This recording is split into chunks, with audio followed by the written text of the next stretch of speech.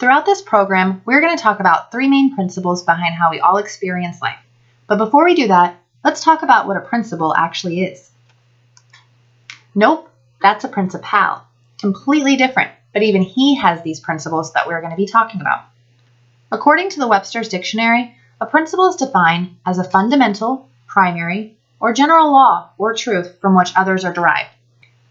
A principle you may be familiar with is the principle of gravity. What goes up must come down. This class will not tell you what to do, how to feel, how to think, or how to behave. This class will simply outline how we, as human beings, experience life by describing three principles that are at the foundation of all human experience: the spark, thought, and consciousness. Our spark gives us our common sense, our gut feeling, and our instinct. It's the birthplace of innovations. It's where creativity comes from.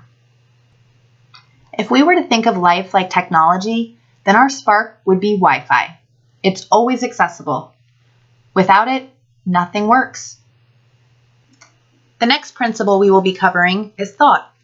We've all heard of thought before, right? Thought gives you the power to evaluate, imagine, and remember. We have different kinds of thoughts too. We have our thoughts from past experiences, and we have our own cultural beliefs, things we think are right and things we think are wrong. Our thoughts are how we create life, moment to moment.